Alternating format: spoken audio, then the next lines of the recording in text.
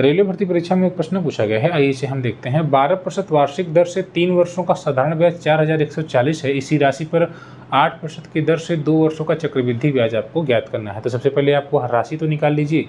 तो यहाँ पर आपको पता है कि 12% वार्षिक ब्याज की दर से 3 वर्ष का जो साधारण ब्याज है वह 4140 है। अगर आप प्रतिशत में देखेंगे तो 12% 1 वर्ष का, तो 3 वर्ष का 12 × 36% हो जाएगा। यानी प्रिंसिपल का 36% जो ब्याज है वो एक्चुअली 4140 है। तो 1% निकाल लीजिए, तो 36 से आप इसमें भाग दे दीजिए, तो 4140 बटा 36 हो जाएगा।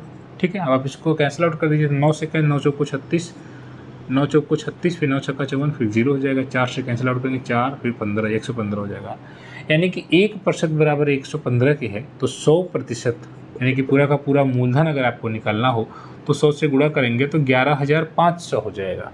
अब ये कह रहे हैं कि इसी राशि पर, यानी इसी 11500 पर अगर 8% की दर से 2 वर्ष का चक्रवृद्धि निकालना हो तो आपको पता है कि 2 साल के लिए चक्रवृद्धि के केस में x + y + xy बटा 100 करते हैं। तो 8 धन 8 × 8 बटा 100, 8 8 16।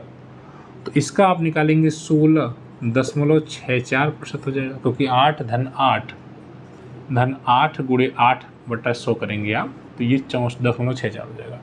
इतना प्रतिशत, तो प्रतिशत को बटे 100 कर देते हैं हम यहाँ पर। ठीक है, तो अब आप दोनों जीरो से हटाकर इसका दशमलव हटा दीजिए। अब आप इसको कैलकुलेट कर लीजिए। 5 दूना 10, 0, फिर 5 दूना 10, 5 तियाँ 15, 4 से काटती 4 चौको 16, फिर 4 एकम 4, 4 छक्का 24, फिर 4 से 4 बचे 20, 5 बटे 40 हो जाएगा, फिर 5 तियाँ 15 हो जाएगा, 5 दूना 10 हो जाएगा। 23 का गुणा 83.2 में आप करेंगे। ठीक है, अब देखिए यहाँ पर 23 का गुणा अगर 2 में करेंगे तो 23 दूना 26 के 6, लास्ट में 6 आना चाहिए। अब लास्ट में 6 कहाँ पर आ रहा है? तो आप देख रहे हैं विकल्प संख्या सी संभावित लग रहा है, लेकिन हम इसको और बेहतर तरीके से कैलकुलेट कर लेते हैं। तो 23 दूना 86, माफ करिएगा, 23 दूना 46 के 6, 4 हो जाएगा, फिर 23 तिया 69, और 69 में 4 जोड़ेंगे तो 53 हो जाएगा। 53 हासिल रहेगा। अब देखिए विकल्प सी बिल्कुल करेक्ट हो रहा है, क्योंकि 3 और 6 लास्ट में आ रहा है। विकल्प सी सही है। रेलवे की तैयारी कर रहे हैं, प्रीवियस ईयर क्वेश्चन की प्रैक्टिस करनी है, तो इस चैनल को सब्सक्राइब करें। धन्यवाद।